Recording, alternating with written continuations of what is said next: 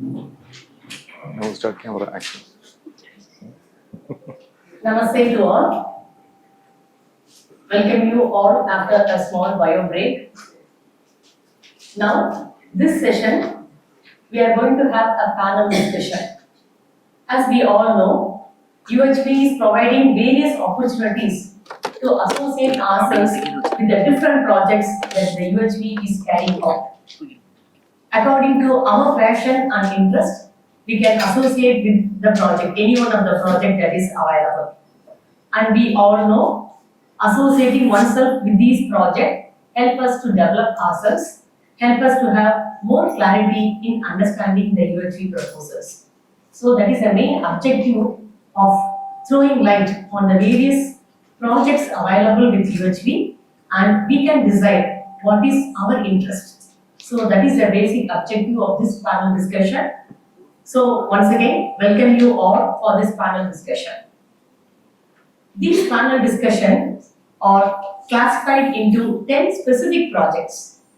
So accordingly, we can decide where am I fit or in which project I can fit myself. So this panel discussion will give us the clarity where I can fit myself and also will throw light on the various different projects that is happening in UHV.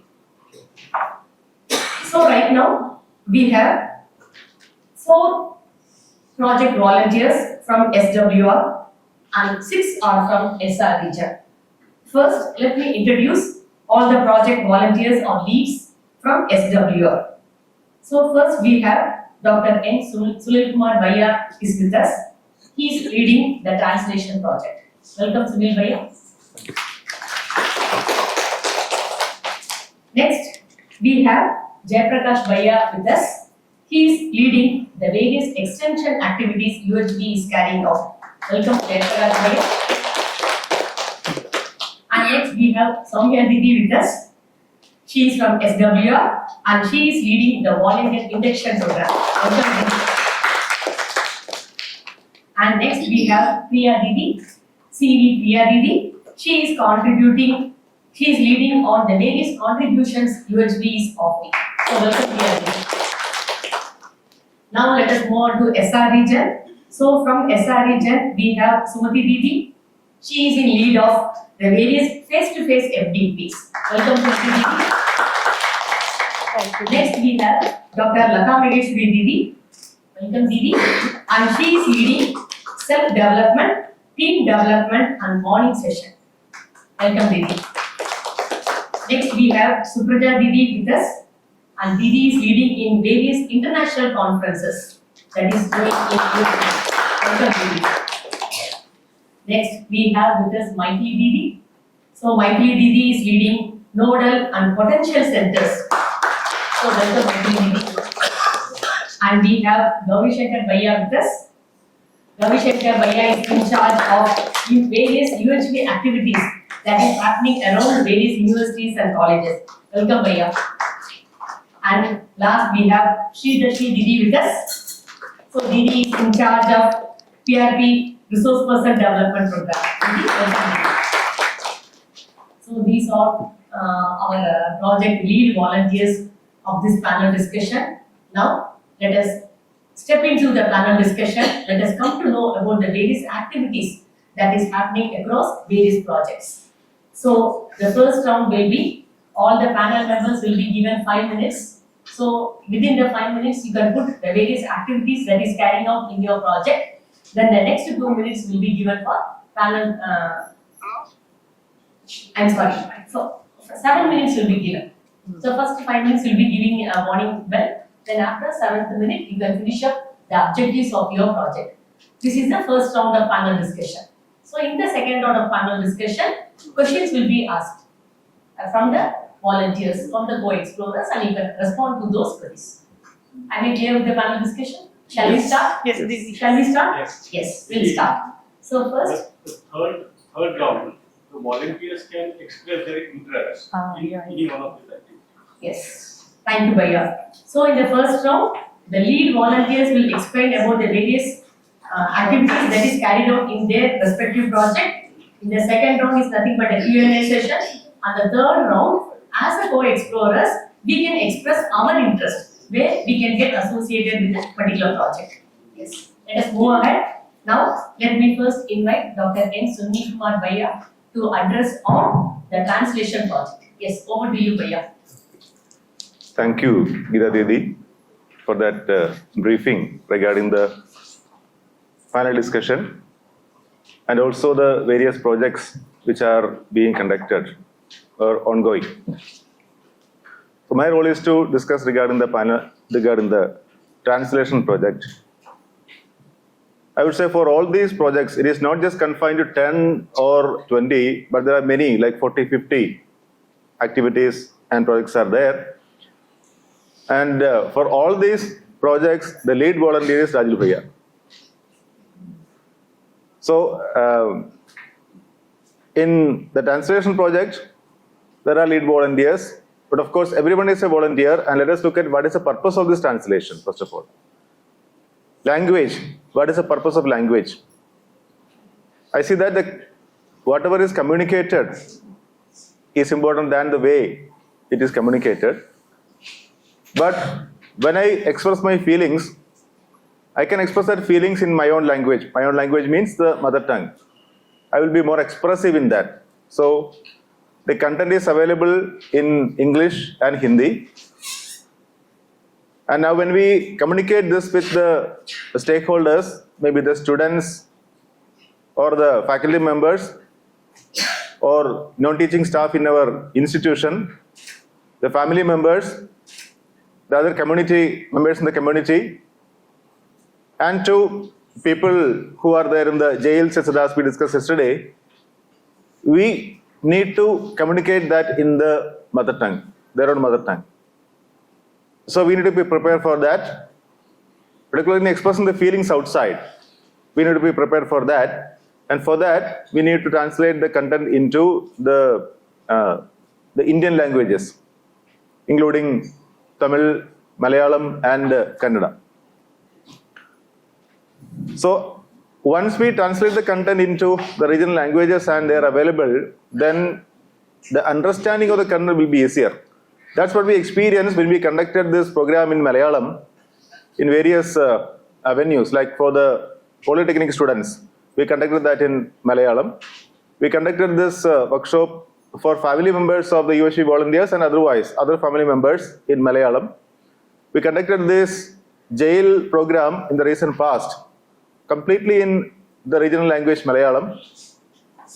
And whenever there is opportunity to conduct the SIP, the Student Selection Program, and when the students are all Malayalis, we conduct that in Malayalam so that the connectivity is much easier. I could see in one of my presentations, I had a 2-day presentation for that particular batch in another engineering college. The first day, I presented, not UHV content, but otherwise, completely in English, because the content was there in English, and I presented that in English. I asked them towards the end of that presentation, do you have any questions? Nobody came forward with questions at that time. The next day, and on that day evening, I asked the coordinator, how do they take the presentation? Are they able to understand something? Why they said there are no questions? Are they able to understand everything, or is it the other way? Then he said, I will get back to you later. The next day morning, the coordinator told me that, yeah, they are able to understand to an extent, but English is the problem. So the request is, can you speak in Malayalam, even this technical content? And can you speak a little bit slowly, giving pauses in between? I said, yes, I will try the next day. So next day I had a 3-hour session. I spoke in the Malayalam language, and I have given sufficient pauses also. And I had to go by 1 o'clock back to my home. I asked them, do you have any questions? There were a lot of questions. And I had to stay there for another 1 hour answering their questions. So just one instance, I found the importance of the speaking in the regional language regarding any content. Now in that sense, we need to translate the content of UHV into the regional languages, the Indian languages. And we have this translation process happening in, I would say 10 languages, but in English and Hindi, many books are available. So the work is progressing in other languages, like for example, Bangla, Gujarati, Kannada, Malayalam, Marathi, Oriya, Punjabi, Tamil, and Telugu. And there are 60 volunteers participating in this all around the country. And we have regular meetings every Friday from 8:15 to 9 o'clock regarding the review of the translation. And right now, the glossary of UHP, the 79 words which we identified in the beginning, are translated to these Indian languages, and that book is ready for publication. Now the translation is going on for translating the content of the teacher's manual, UHP 2 book, the presentation slides in UHP 1, UHP introductory, and UHP 2 workshops. And the team is working meticulously upon that. But it is not a single process, it takes time, because the content has to be readable, simple, lucid, and it has to reach the common man also. So there are several processes, like initially we can start with AI translation. AI may help only to some extent. But the volunteers have to sit down in meetings and they have to translate that. They have to review that so that the meaning is translated and the feeling also is translated. So this volunteers meeting is one step. Then there will be RPs and PRPs available in each language, so we can give it to the RP, PRP for review. After that, we can also identify some of the maybe experts or natives in the specific language, and we can seek their help also. How do you see? Somebody may be exposed to UHP, somebody may not be. So how do they see when they see this content which is translated? So with the inputs from all these people, we can sit down once again. The volunteers can sit down once again and they can rework with the translated content. And thus we can finalize that through this rigorous process. And that is happening for the past 2+ years. And the work is very heartwarming, and we all are in the process. So I would say that this is a project in which I can understand the content better. When we are participating in the translation, I need to understand the content word by word, and I have to read in between lines also the meaning, what is there in that particular content, and what is there in between lines. So I need to translate that further and discuss with the volunteers. I may find the similar words for, say, many English words. So I have to find out what is the appropriate word. So this is happening as a process. So I welcome the volunteers to be part of this. I know that in Tamil it is happening very nicely because we have close to 10 volunteers in Tamil. Many of them are sitting over here. In Malayalam also we have a good team who is doing that. So I welcome you to this project. Thank you. Thank you, Sunil Bhaiya. Indeed, it was a good overview. We are able to get about the translation project, and Bhaiya was highlighting the importance of mother tongue. Yes, always one feels comfortable with whatever content is delivered in their own mother tongue, they feel comfortable. So it's nice. And Bhaiya also shared the experience of handling the session in Malayalam in jail and during the student induction program. That was indeed a good example, Bhaiya, for us to connect with the importance of translation team. And let me also add that Dr. Supraja Didi and Sri Dashi Didi, when they were able to handle few of the sessions in Tamil at Dr. MGR University, they were able to tell that their participants were able to connect more with the contents when it was delivered in Tamil. Yes, it is true, Bhaiya. We are able to understand the importance of translation project and we can express our interest. Thank you, Bhaiya. Thank you. Next, let me invite Sumati Didi. So Sumati Didi is leading face-to-face FDPs, how to organize, how to start, how to move about, what is the process. So Didi, I'm inviting you to explain in detail about the process of helping the institutions to start the face-to-face FDPs. Over to you, Didi. Thank you, Didi. Namaste to all. I hope everyone can hear me. Yeah. As far as concerned face-to-face FDP, there will be a mail communication to all the AICT colleges, universities under AICT from the convenience side. That is called for FDP. So your principal or your head of the institution may receive it. So from that they will come to know there is a face-to-face FDP. So the institution, those who are willing, they will just they have to give the expression of interest. That is, we used to say EOI. So the institution who is that is which institution is willing to conduct the face-to-face FDP in their campus, they will send the expression of interest. That is nothing but a Google form. The G form will be circulated from the mail itself. So just they have to fill the Google form, and what are the requirements has been asked in that, they have to fill and submit the G form. And once if they submit the G form, the team will get the responses. So as a team, we will get, everyone can able to see the G form responses. The team and who are the volunteers under the face-to-face, they can able to view. So we get the responses and we'll come to know from which college, from where we have got the request to conduct FDP. So and then the team will have, we used to gather each and every week on Tuesday. Every week Tuesday, 8 p.m. to 9 p.m. we will have the discussion for this face-to-face FDP exclusively.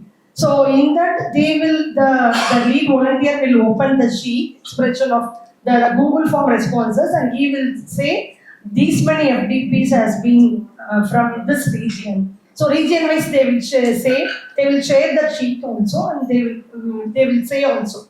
We can also able to see, and we will also discuss what is the process under this. So this is the way how they will start. And then the responsible volunteer, that is the lead volunteer, along with the co-volunteers, they will have a discussion. So in our that is in our region, we do have a meeting that is on Monday every 8 o'clock. After that, we'll talk about this face-to-face FDPs also.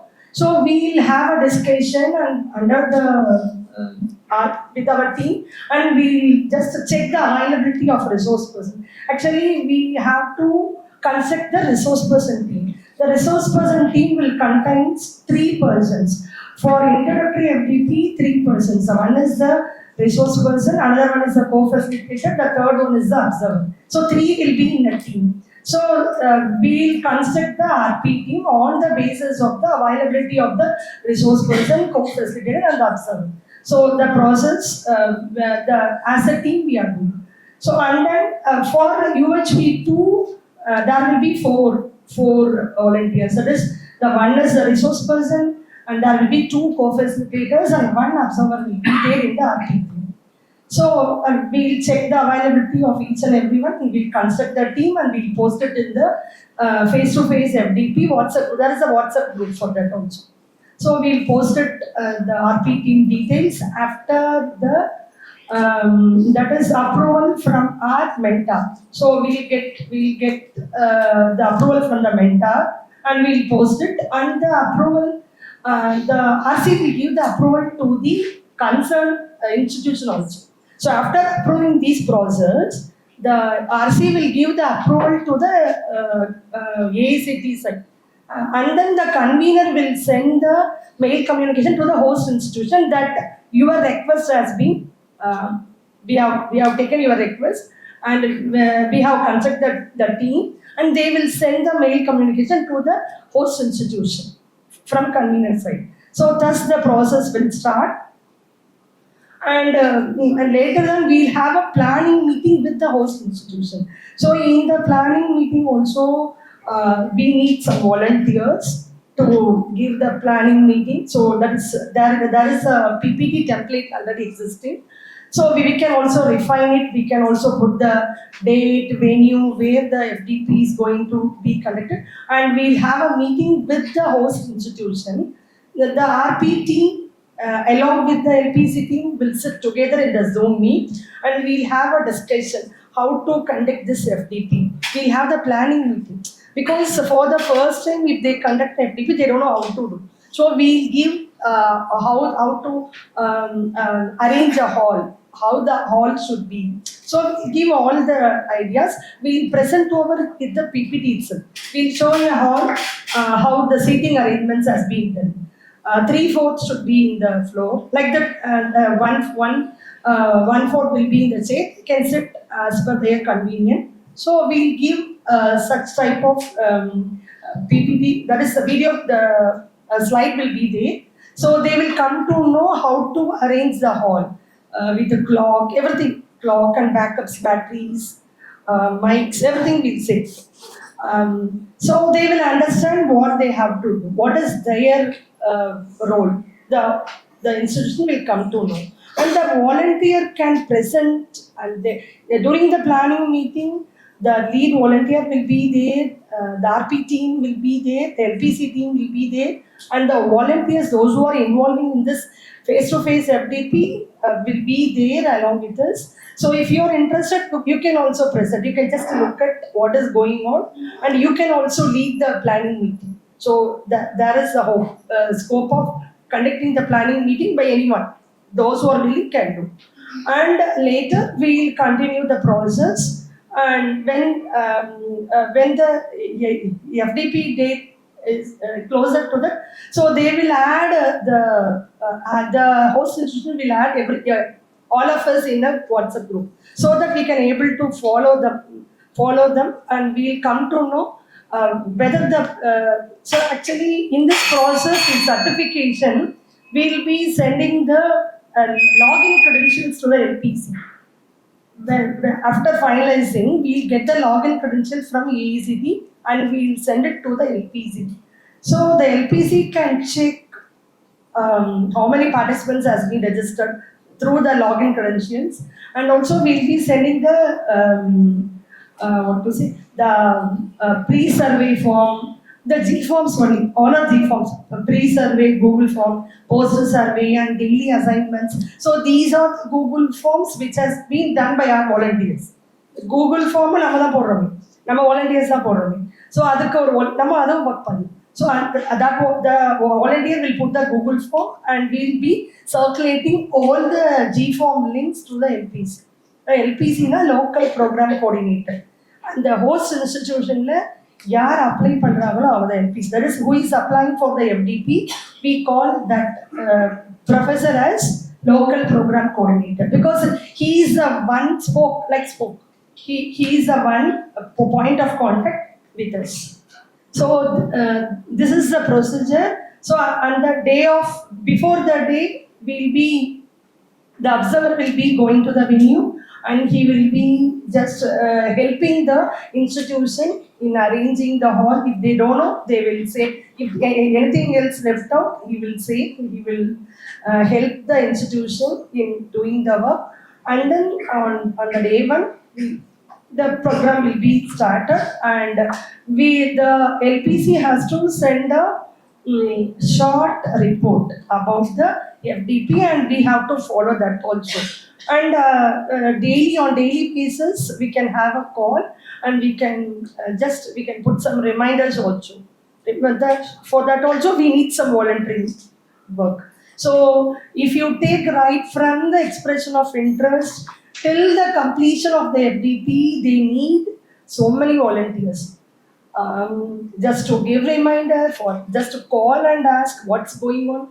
Because we have been successfully conducted 60 FDPs like this.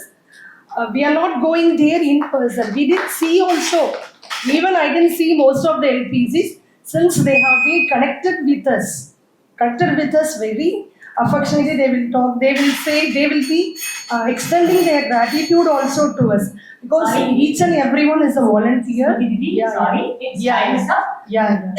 Maybe in the question and answer session, you can clarify all the doubts. So there are so many forums. If you are interested, you can contribute in this project also. Those who are willing can enroll yourself. Yes. Thank you, Didi. Thank you for the opportunity. For briefing us about the process of how to start an FDP in our She own will call. institution. She will say. Many of the co-explorers will try to take the initiative of starting their FDP at their institutions, and hope you will raise many questions to Sumati Didi so that we all can be clear. How can we start an FDP at our institution? Once again, thank you so much, Sumati Didi. Now let us move on to the next panel discussion. Our next panel member is Lata Maheshwari Didi. Didi is leading on self-development, team development and morning session.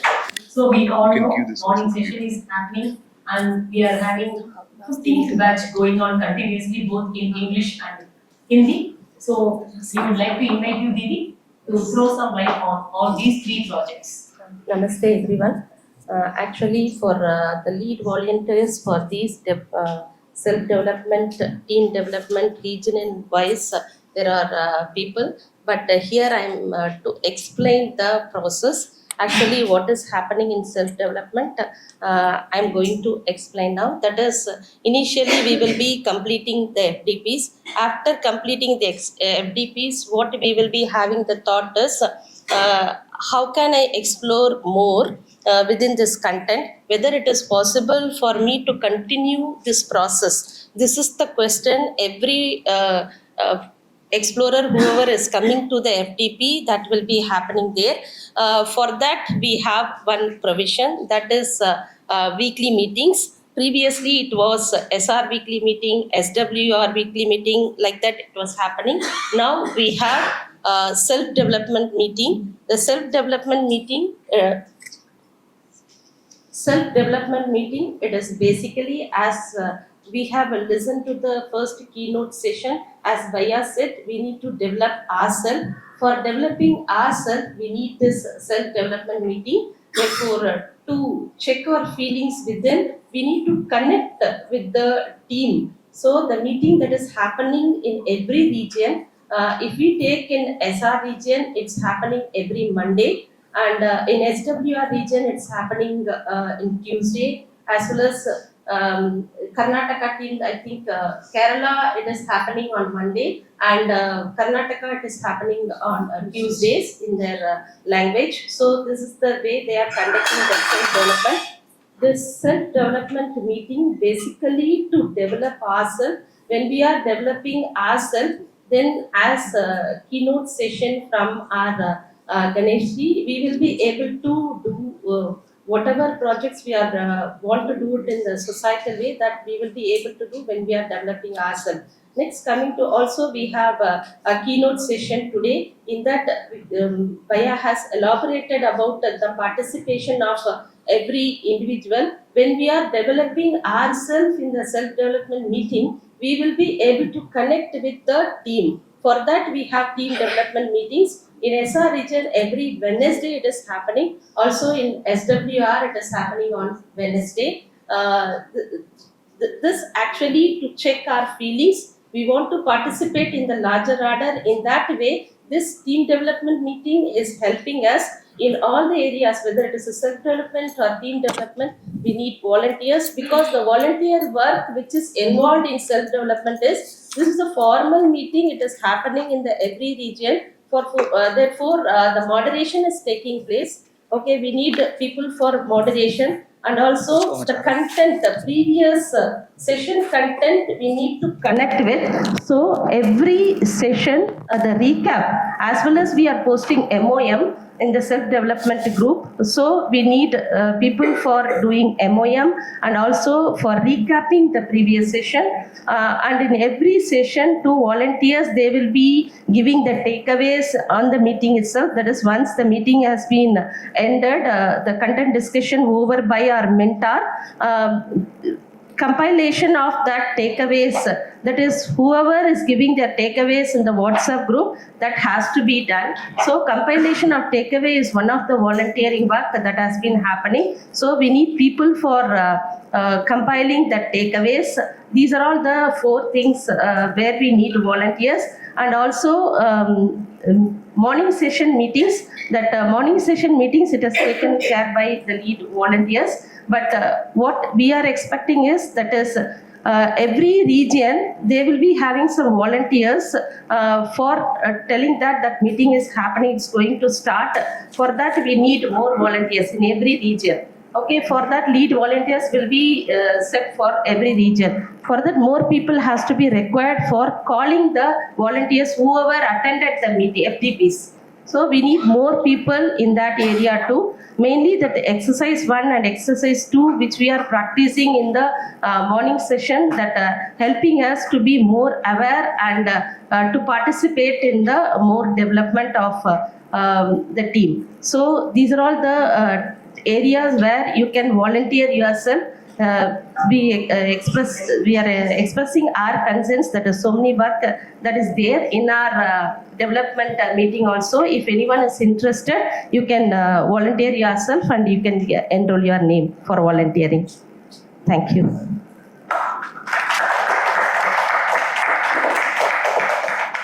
Thank you, Lata Didi. As Lata Didi has stated, when one has completed an FDP successfully, there will be a question, how to connect with UHV thereafter. So, thank you Lata Didi for helping us how to connect after successfully completed an FDP.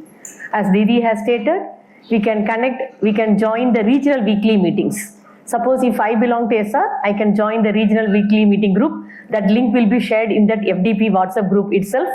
Then, as Didi was highlighting, when we are joining the weekly meeting, it helps in our own development, that is self-development. Self-development in turn leads to team development. So, as a team, we can connect with that team. Then, this team development naturally leads to societal development. Thank you, Lata Didi, for briefing about all these processes. Thank you. Now, in the panel discussion, let me invite Gauri Shankar Bhaiya. So Gauri Shankar Bhaiya is leading the project of what are the various steps and activities that is going on and happening in universities and colleges. Yes, over to you, Gauri Bhaiya. Namaste to all. And my volunteering has led to the university coordination. So initially, I learned this from the Sharath Bhaiya. My UHV also, the first point of contact was Sharath Bhaiya. One day he called me and he told me that you have to follow these procedures to have a UHV course. The same thing I am doing now. What I am doing is, I have collected the list of colleges. So there are 4,300 colleges in Tamil Nadu and 124 colleges in Pondicherry. This might look a very big number, so you may understand how critical this job is.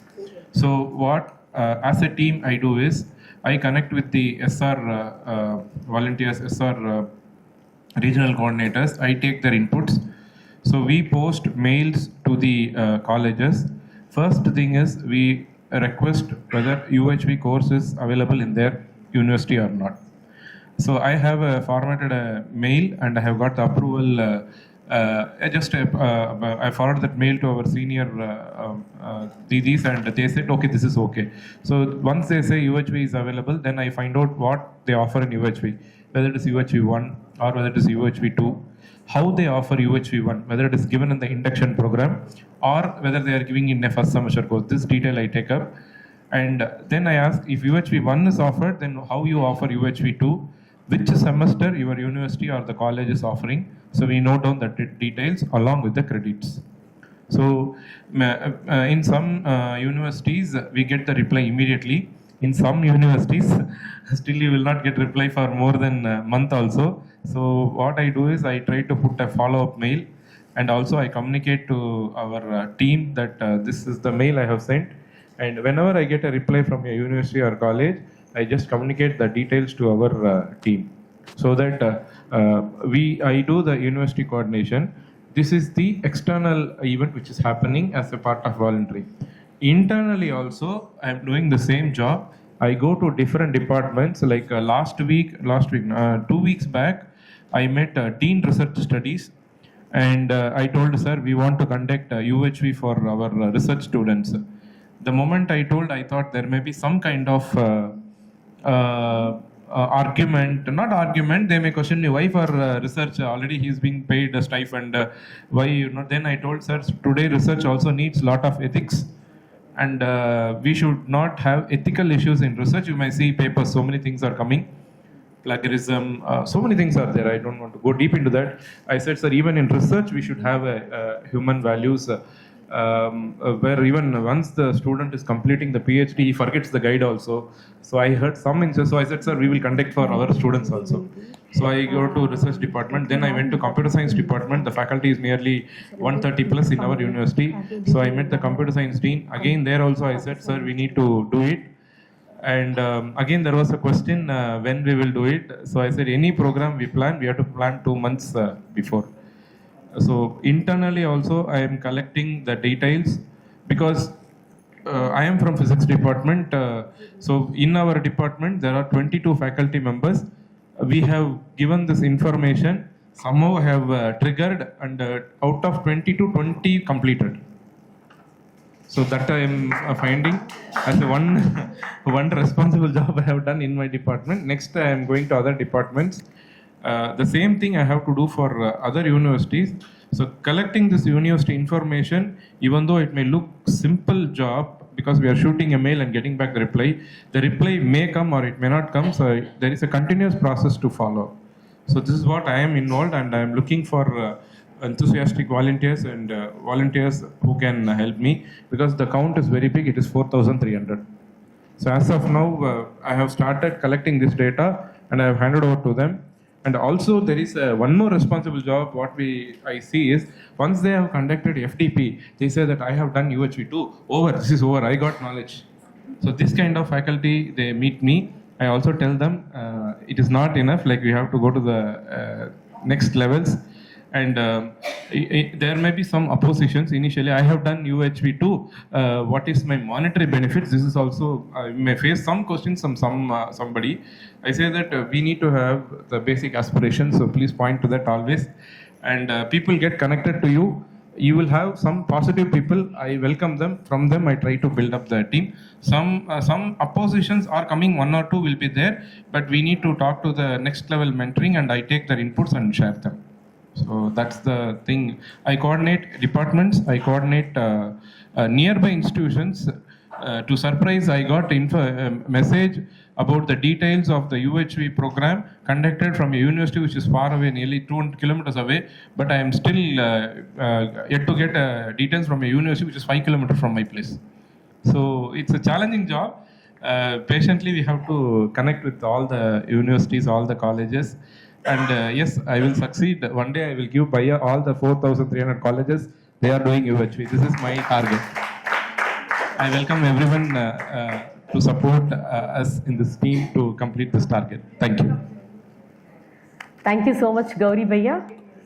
Yes, Gauri Bhaiya clearly explained us that in various universities and colleges, they may say, yes, UHV is happening in our institution. But when we ask them, do they conduct SIP? Do they offer UHV 1, UHV 2? Then they may say no. So Gauri Bhaiya is helping us to coordinate what are the various UHV activities that is happening across universities and colleges in India. Thank you, Bhaiya. So let us move forward. Now let me invite Maithili Didi for the next panel discussion on nodal and potential centers of various institutions. Yeah, namaste.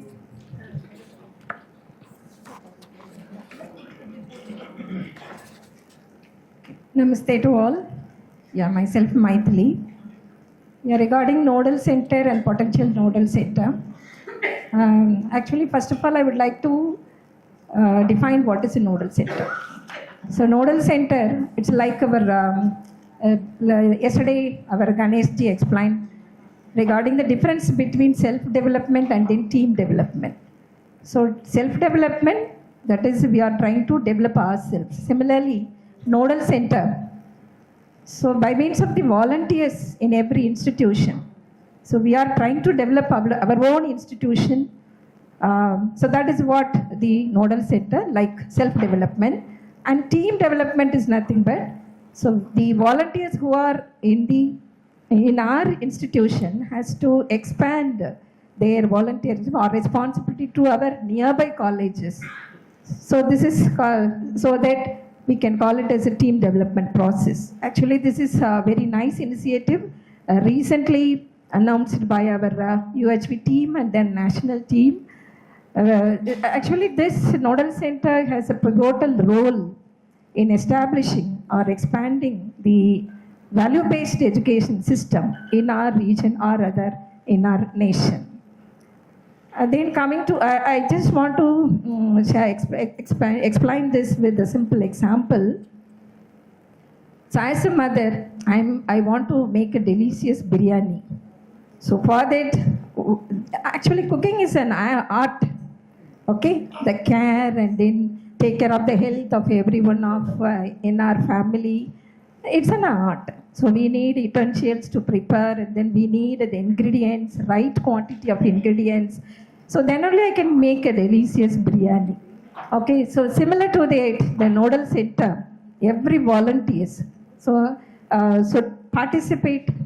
First they have to develop and then they have to expand their one. So taking my own college as an example, actually I have attended my UHV 1 through online. Then I have attended UHV 2 in Sairam Engineering Colleges, that is face-to-face program. So after attending the program, I was inspired very much on this content. Then I just wrote a proposal and submitted a proposal to our management through our principal. Then our management immediately accepted that, approved that, yes madam, you proceed with. And then the amount, immediately they sanctioned that amount what I was required at the time. Then with that encouragement, I started a UHV 1 self-funded program in our college. Right. Not only myself, my co-explorer Vadivel Kannan sir and then Dr. Kannan sir. So we have completed UHV 2 face-to-face mode. Then we started to conduct a self-funded program in our college. First we have conducted self-funded 1 and then self-funded 2 also we have conducted. And then third program we have conducted, the AICTE sponsored program in our college. So we have got the grant from AICTE. Then with this grant, that is we have conducted for our AICTP sponsorship program, around 30 colleges, faculties from 30 colleges in and around Tamil Nadu have attended. And then out of these 30 colleges, now 10 colleges have conducted their own, in their institution, the UHV 1 introductory UHV program in their college.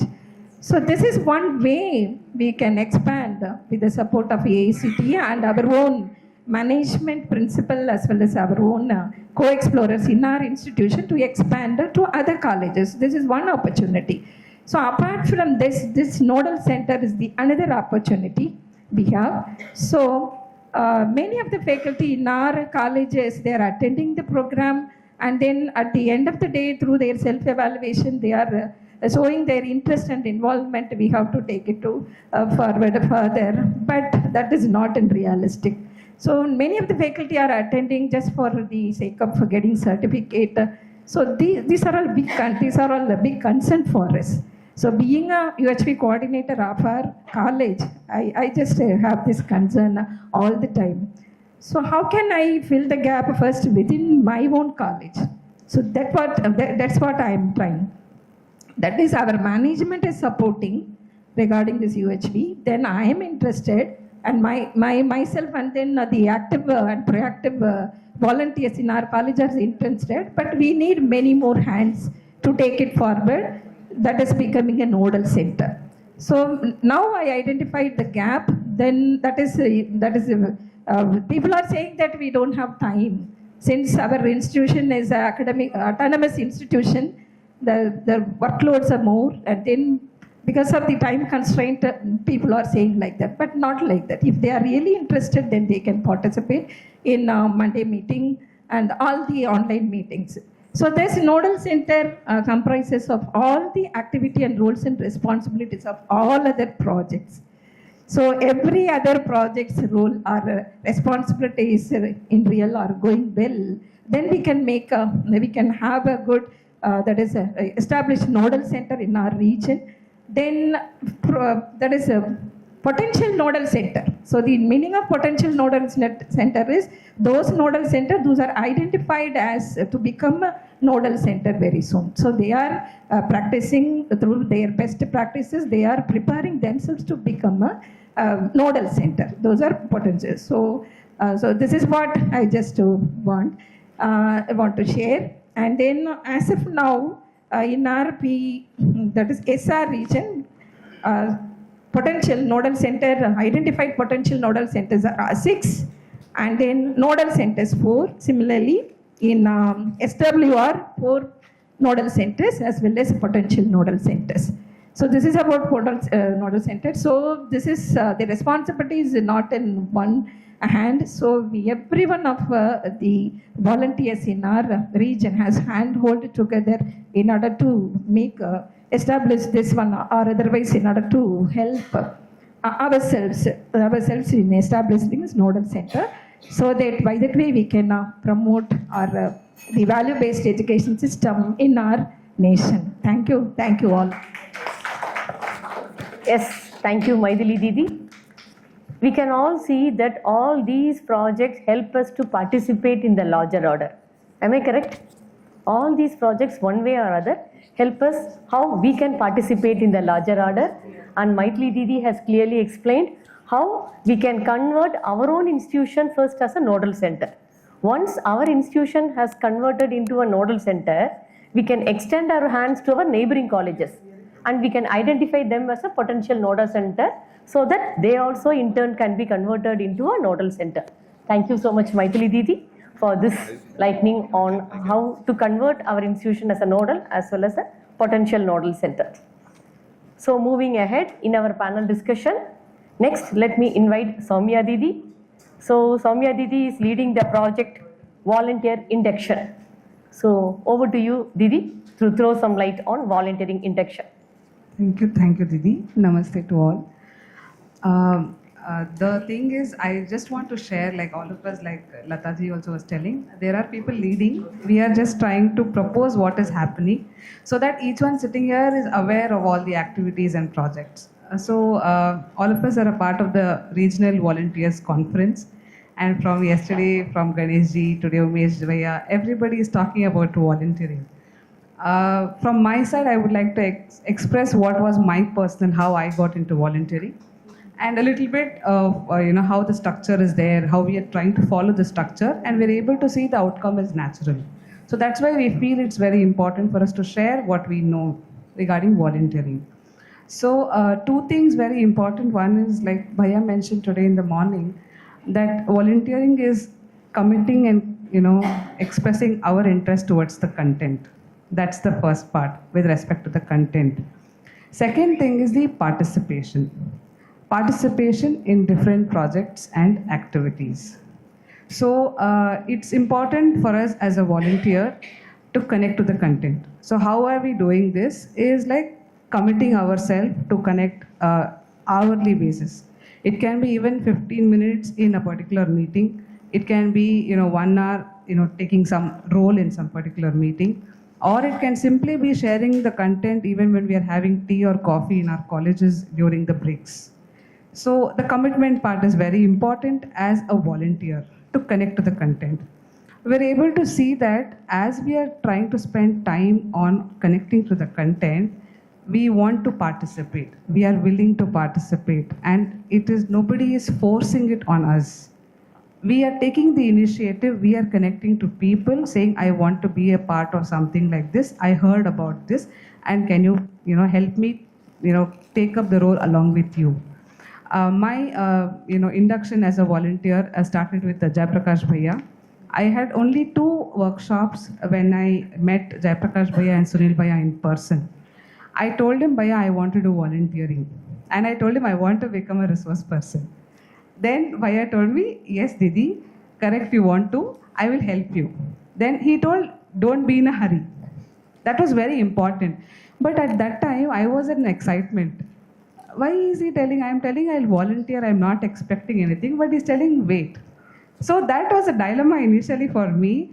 why he's telling me to wait? I lost the confidence when he said wait. Then he told me, Didi, it's very important to connect to the content. You have to have the clarity on the content. And I'll help you. You wait. You just, whatever I am telling you, think about it. I didn't have that patience at that time. But now I am able to see how important it is for what he mentioned at that time. Then he told me, you attend weekly things. Then he told me, attend the morning sessions. And he said, you observe and you tell me what you're feeling. Then I will add you. So I got in touch. Then he added me to some group. Then I started slowly attending morning session. I could see that as I was connecting to the content, I was able to see what I'm feeling, what I want to do. And both went parallel. It was not like I was taking out time separately for volunteering.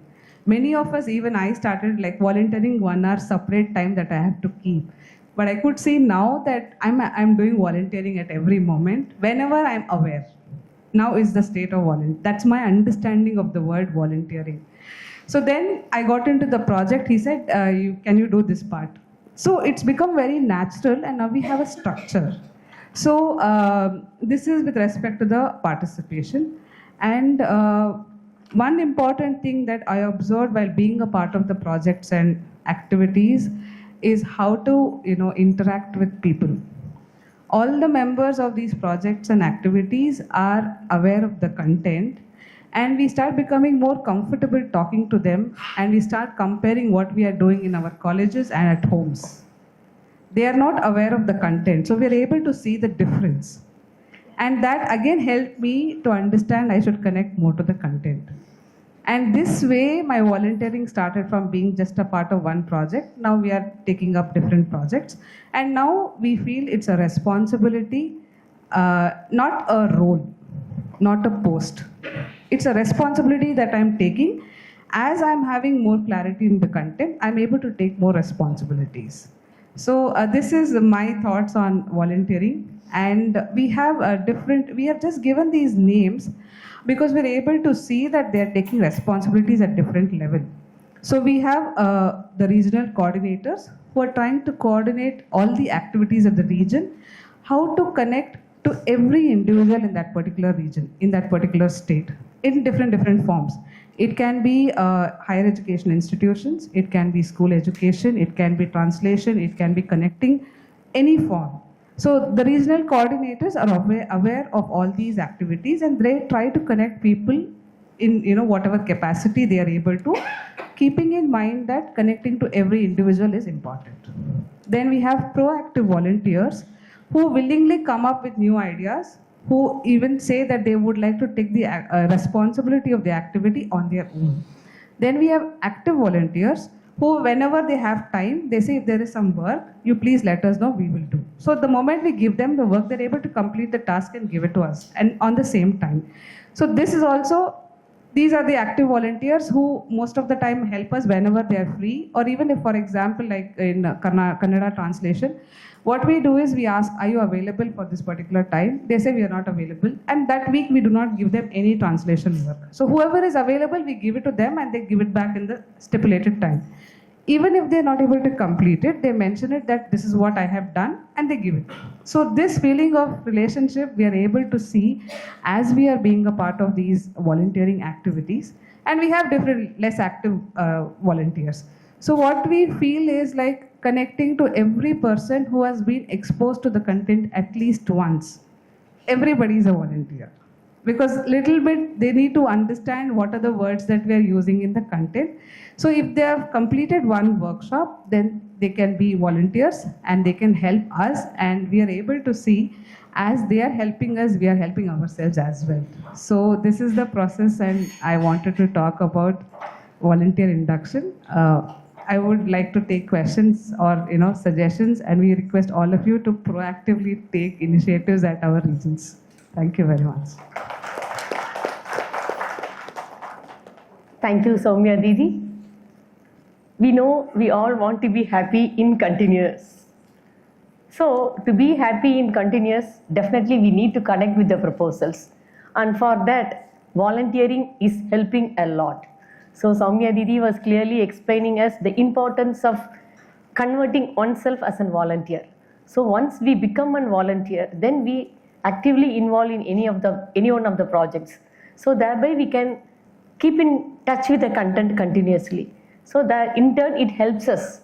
So volunteering is helping us first, then towards the team and then towards the society. So thank you so much Soumya Didi for highlighting the importance of turning oneself as a volunteer for UHV. Moving ahead, now let me invite Sri Dashni Didi. So Soumya Didi was sharing her wish that she wanted to become a resource person. Soon Didi will become a resource person, and for that Sri Dashni Didi will help us. How? As a volunteer, first one can become as a potential resource person. We call it as a PRP. Then from PRP we can become an RP, that is a resource person. So Sri Dashni Didi will brief us the project of she is dealing with how to become a PRP and then how to become an RP. Yes, Didi, over to you. Thank you, ma'am. Good morning, everyone. So, on behalf of the ASIS of both the region, I will just explain the process of this PRP and RP development that is happening. And we all know that education is to transform every human being into human consciousness, and thereby we'll be able to achieve the universal human goal. And we are almost every one of us are from the academic background, and we are self-motivated volunteers. So we have this commitment to strengthen our foundation system of education and sanskars. So what is needed? We just want to have the clarity on the content. With the clarity on the content, if I'm able to ensure the feelings within me, the feeling of relationship within me, and if I have a clarity on what is the process that I have to undergo, then I'll be able to strengthen the system of education. So PRP and RP development is one of the area in which we can get all the three things. So with this process, we'll be able to get the direct feedback, suggestion from the senior mentors, and we'll be able to work on ourselves so that we can ensure the self-development and ultimately moving on to participate in the societal development. So let me just give the process of how this is happening and how we can volunteer ourselves. And finally, it's like, what are the benefits that I'll be getting if I'm going to volunteer in this particular area? The process generally starts with the region. So each region will be having a demo presentation. So for example, if SWR is having a demo presentation as a part of their self-development meeting on Monday. And also in SR, we have a separate demo presentation as and when required, because we are just taking up the volunteers right now and we are trying to understand the importance of this demo presentation. So in the SWR, Sunil Bhaiya and all the other PRPs are taking care of it. And in SR, we have requested Niti Didi and she is taking care of this sessions. And as and when required, we will be having this session. As of now, we have done with 1 or 2 presentations. And we will be having all the regional coordinators as well as the active proactive volunteers, those who are handling the UHV 1 and 2 sessions. They are also welcome to be a part of this demo presentation, where we share what was the constructive feedback, where we can improve the competence and all these details. So when we are done with this regional level presentation and when the team feels that the volunteer is ready to go on with the national level, then we have this national level PRP development meeting that is happening on every Sunday. It's from 7:30 to 9:30 a.m. And Kumar Bhaiya, Sunil Bhaiya and Ashwin Bhaiya are taking care of all those things. So after completing this presentation and getting approval at the level of the region, we can go on further with the national level presentation. So every week we'll be having 2 presentations at the national level, and it can be of the language choice. The language that we are having right now is in English and Hindi. So the team, the senior mentor team will be able to understand the clarity that we have on the content, the process of self-exploration that we are going, because it's not a single process. It's not a one-time demo or 2 times demo. It will happening regularly. On an average, it takes around 1 year, 2 years, based on our content clarity, based on the exploration that we are going within ourselves, based on how far we are able to maintain the feeling of relationship within us for the others. So all those things will be I mean, they will be looking into all those things. It's not only how you are presenting. It's not only with the skills or the language communication, the proficiency in the language. Apart from all those skills, these things will also be taken into account, and all the mentors will be observing us. They'll be reflecting and giving the suggestions so that we'll be able to improve on ourselves. So finally what happens, like when the entire team of senior mentors feels that we are ready to go on with giving or sharing this content, then we'll be provided with an opportunity in the online mode first. Generally it happens with the students development program, and we have at least one student development program that is happening once in 2 months, and we have it for 1 week. So we'll be given chance in that, and that also helps us to take up the questions, respond to the questions, and get the feedback from the mentors. So with that, we will be gradually progressing into giving the sharing in the online mode. The online 5 days UHV introductory and the UHV 2. So along with the same time, we can also be a part of this face-to-face offline mode, where we'll be a part of this team as a co-facilitator, and gradually you'll be able to develop as a potential resource person. So this is the process. One thing to be mentioned very clear here, until we get the approval from the national team, until we get this approval from the senior most mentors group, only those who make it up will be eligible to share the content, even in online and offline. But till then, we can give out our try in the demo presentation. So how to share, how to prepare for the sharing? There are some few things which we can follow. One is like watching the videos of the senior most mentor, which is available in the YouTube. Another one is like to have the content clarity, we can be the part of this weekly meeting that is happening at the level of the region.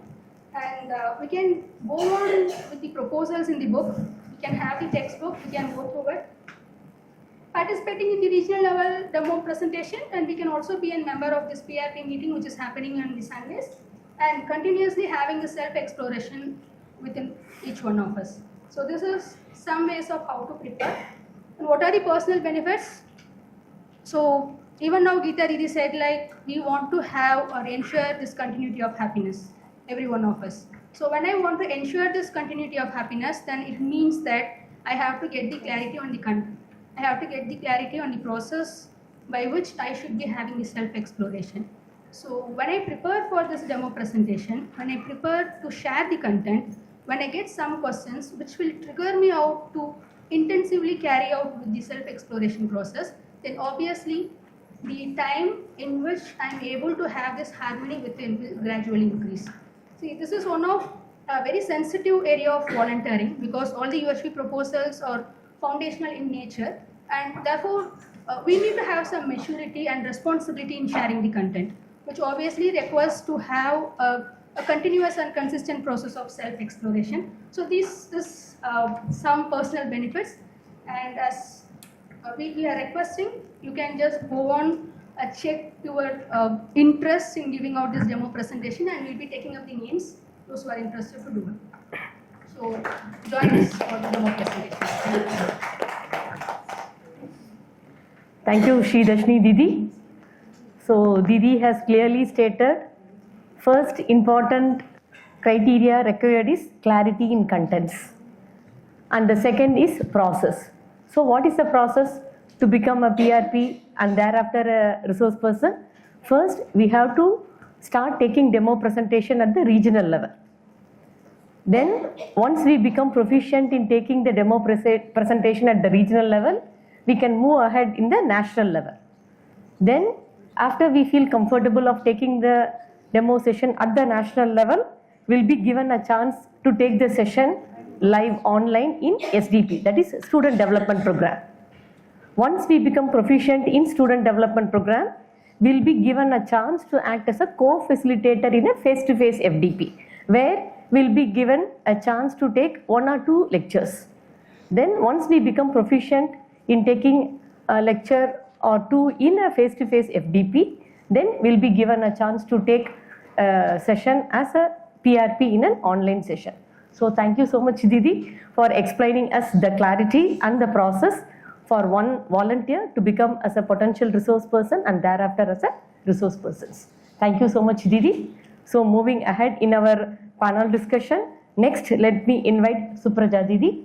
So Supraja Didi is a lead volunteer, and she is going to brief us about the international conferences. So recently, the 10th international conference, which was conducted on online mode.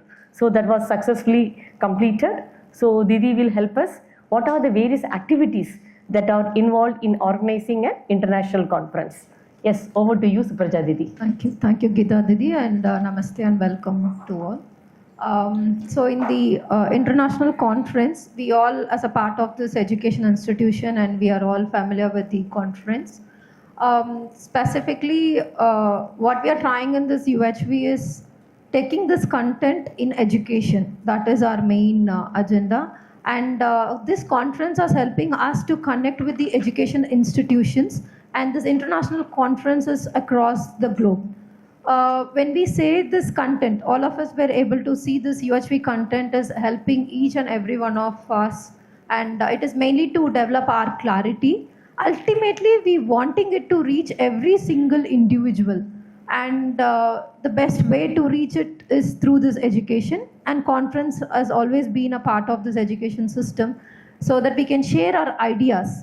So that is how this international conference is a space where people can volunteer. There is a lot of scopes, and when we say this conference, it's basically to reach into a larger audience. And when I say this conference volunteering, it is like throughout the year. Throughout the year, we can take up many roles. We can do groundwork, and we can, from the day one, we keep on volunteering in many areas wherever it is possible. I'll just explain it out what are the open and opportunities we do have. And even after the conference, before the conference, there is a pre-conference work, and there is a during the conference time, and also post-conference, we do have a kind of volunteering, which all, it's like a volunteering. We don't have any kind of, that you have to do this, you need to do this. It's nothing like that. Out of my area of interest, I can contribute to this volunteering. And what I can see is, for my own self, this volunteering, I do volunteering for my happiness, because when I connect through this volunteering, I can explore this content with the like-minded people whomsoever in this team. We do connect with them. They do know the proposals. So this is a platform where we can explore this content in a deeper way. So the people used to participate here majorly for this exploration. And this is a space, and some of the area where you can volunteer is, it is under the guides. This whole conference will be guided from a senior mentor, and we do have a lead volunteer every year to take up this volunteering coordination, overall coordination, and then followed by so many sub-teams. Some of the sub-teams we would like to share is like, one is an organizing partners.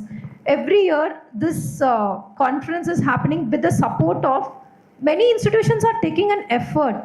Like they are coming forward, understanding the importance of this value education, and they're wanting to contribute. So those kind of institutions, especially these nodal centers and potential nodal centers who have done enough work, and they also want to contributing. So those people will join with us as an organizing partners. We do need to coordinate with them. We do have 8 regions in the national level. So through this regional volunteers, we do coordinate with their institution who are having a great interest and who are taking an efforts. So in that area, we'll be connecting with their organizing partners, and those connecting process, and seeing what is the benefit for their university and how they can be complement to the national activity. So those area we can volunteer ourselves. And then delegates, connecting many people across the world through our college connect or through our personal connect. Across the world, we are trying to reach this content. So this one area, we are ultimately trying to reach every human being. So through our personal connect, we can reach many institutions across the globe. So we are collecting many mail IDs of different institutions, personal contacts, and for them we will be writing a mail about this conference, explaining this process, asking them to register for the conference and come for the conference, sending them an individual registration link. All these works are there with the delegate team. And then sharing. as we all seeing that how the sharings are helping each of us. So there is a coordination team for the sharing. One can connect to the volunteers and they can take up their sharing theme based specifically what is their transformation. So that can be explained. And panel discussions is one of the part. Initially it was more into more panel discussion is like educational, the higher education is where the focus on. Slowly after the discussions with the volunteer, we could able to see there is a many scope for different panels. That is how many panels has emerged.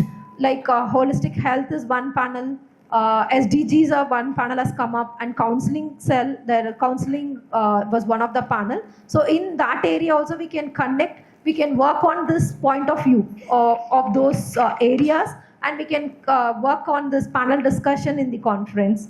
And website designing and content creation, like if you are very good at brochure designing or website designing, you can be a part of that team. We can support. We do have uhv.org.in. In that, this conference website will also is also a part of it. So you can help us to develop in that area. And documentation, documenting the whole conference, and even during the conference, before the conference, and after this conference, we do come up with the proceedings of the whole conference. So in that area, if you're very good at content writing, then you can be a part of this documentation team. And it's like a common goal for all of us. It's like we are doing it for our happiness and the harmonious society around. So, and it is like no hierarchy, no compulsion. It's like complementing.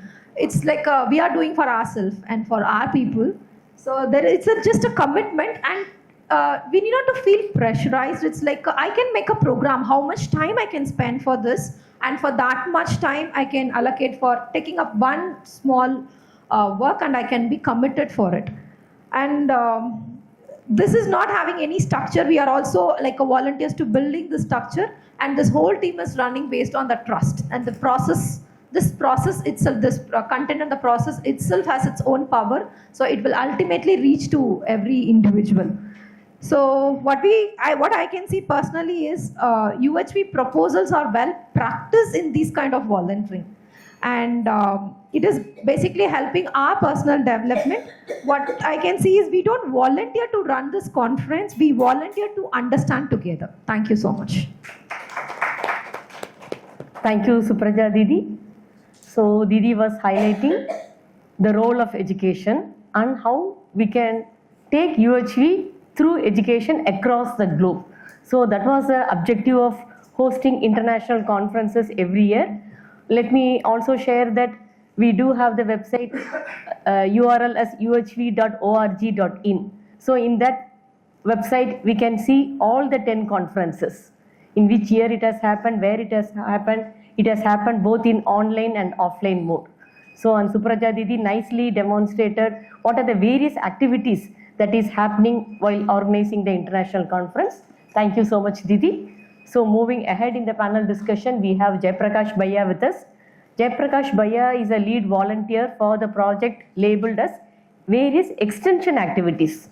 How can we take the UHV outside the institution to the various across the community? So those extension activities, Bhaiya will brief us. Yes, over to you, Bhaiya. Namaste to all.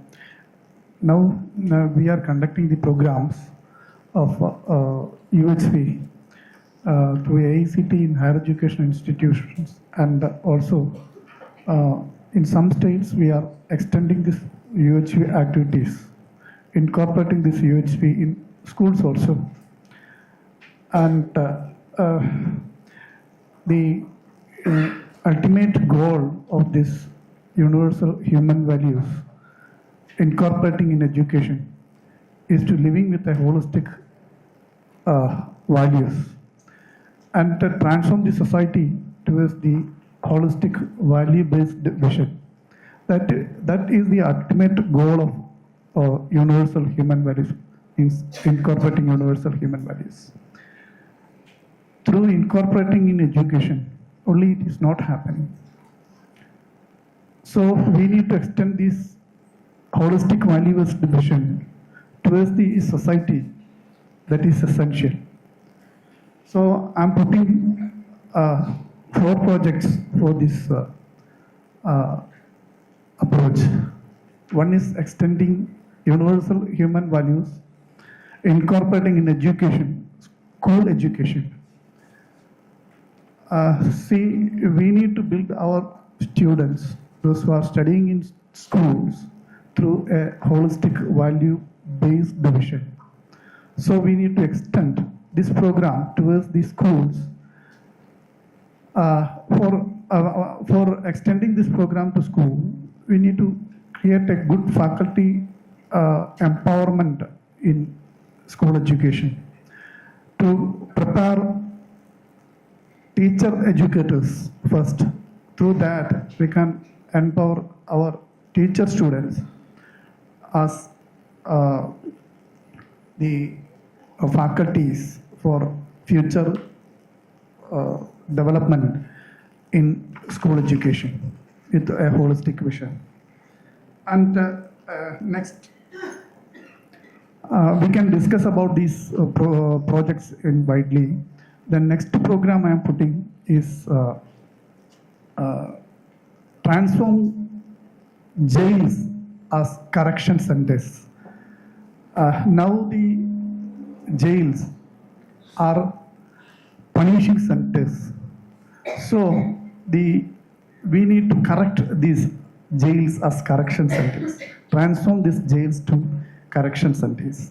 We conducted one program in Kerala with Boston School, which is also a part of jail itself, for 18 to 22-year-old these convicts are accommodating in that jails. It was an experience. I'm not saying good experience. And so we need to extend this program towards all the jails in nationwide. We can do. I think NR, they already have conducted one program in there. When I tried to study about these jails, I noticed that one jail in Rajasthan, it is an open jail. The convicts can live with their family in that campus, jail campus. The relationship is correcting that convicts. So, like that way, we can try to approach our jail authorities and conduct open jails. Means some open jails are in states also, and these Boston schools. First, we can convert these correction centers. This is one of the project I want to put. And another project is ultimate unit of basic unit of the society is families. So empower families with holistic vision is essential. We in Kerala, we conducted one family workshop through online. For our volunteers, actually, some other families also participated in that workshop. It was a good experience for us. So we need to approach towards the families online mode or face-to-face mode. I think it is more suitable for face-to-face workshop. These all societal extension activities are related with other projects also. If we need to approach jails or if we need to approach these families, we need to develop the regional language content. If we need to approach these all programs, projects, we need to develop our volunteer base. And another project I want to put is holistic approach towards the villages to develop as model villages. See, I approached to some panchayats for conducting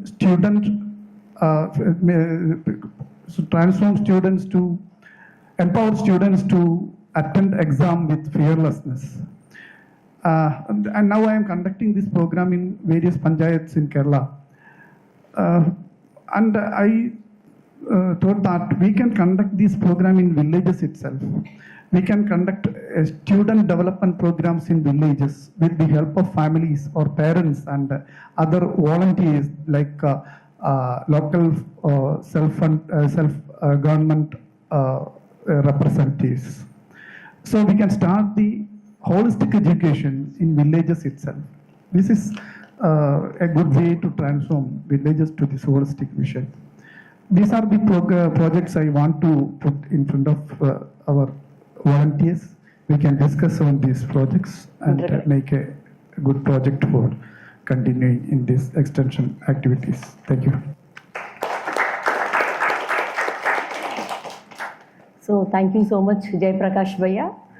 So as a part of various extension activities that can be carried out in UHV, Bhaiya highlighted how it can be taken forward in school education, in jails, we have to call it as correction center, yes, then in families and to villages. And as Bhaiya has rightly said, we are participating in the larger order and we are extending ourselves to the society. Thank you so much, Bhaiya.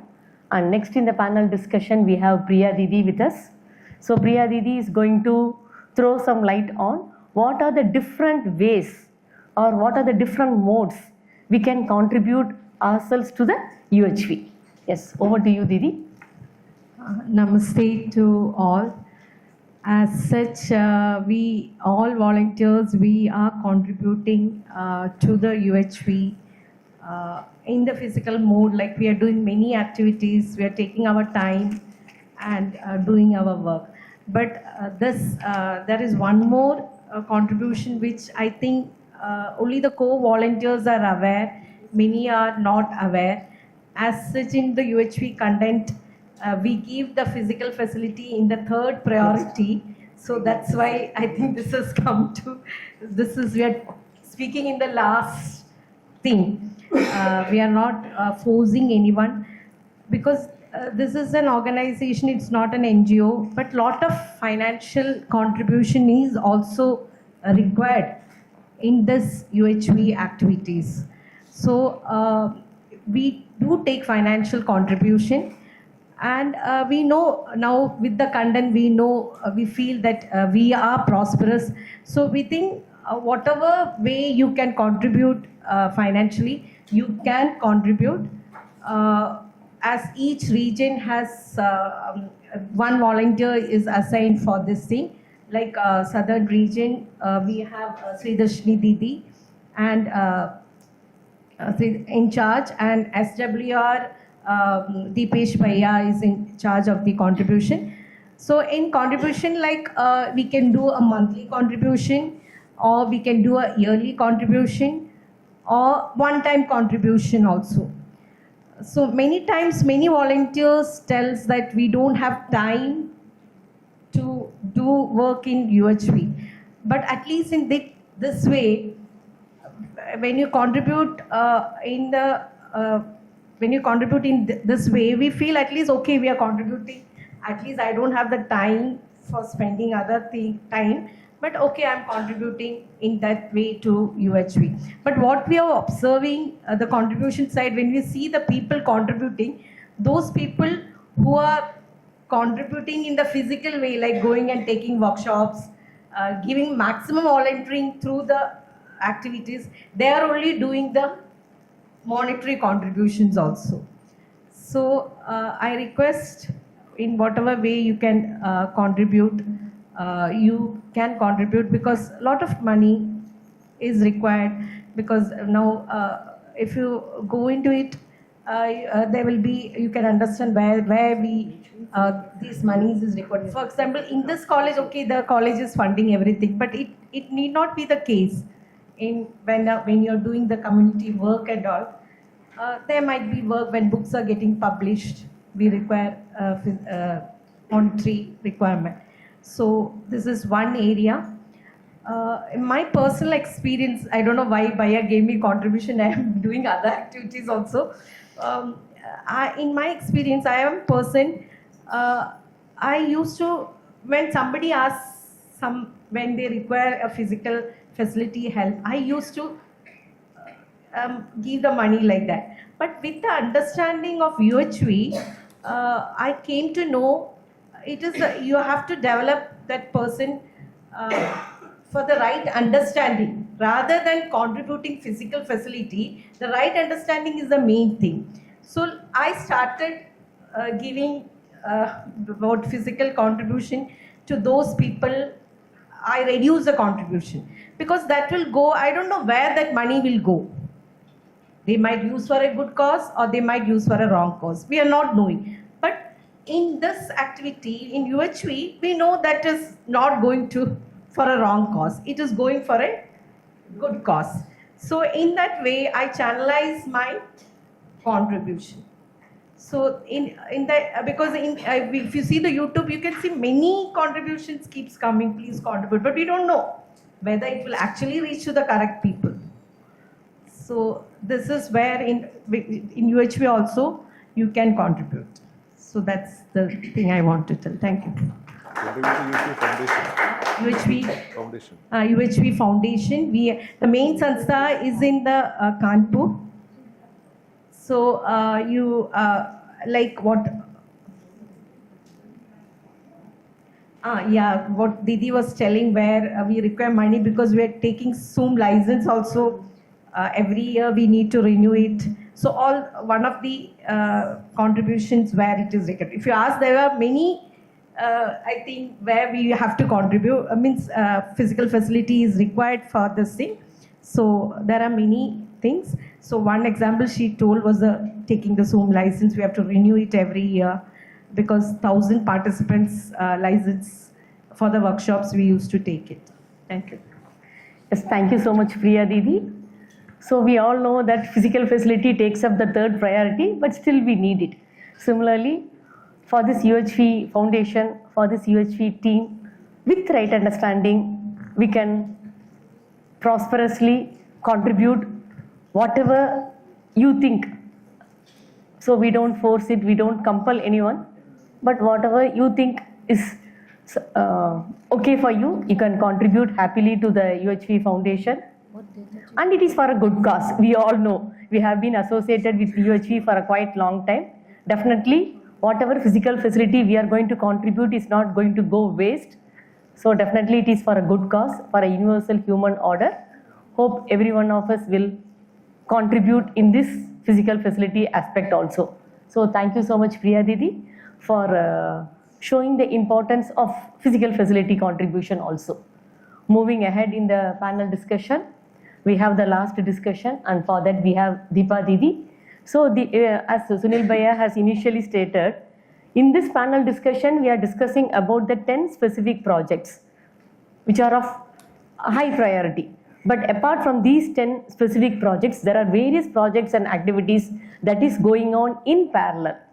So Deepa Didi is with us and she is going to highlight on what are the various other projects and activities that is happening in UHV. Yes, Didi, over to you. Thank you, Geeta Didi. Namaste to all. So we were able to listen to all of them. Many projects, many activities are going on. I was just thinking about what are there yet to remain to discuss. Then I thought about the counseling project. That is, we just had the international conference. Actually, Shamla Didi is the mentor and Supraja Didi is the lead volunteer. We are having a group also. Every week we are meeting. We know the issues among students, even among us. And many of our family members are facing this issue. UHV, we know the content. It is a holistic content, holistic approach to achieve our basic aspiration of continuity of happiness. So if we are clear about the proposals of UHV, that it can help us to address all these issues. So Shamla Didi was helping us to develop a holistic model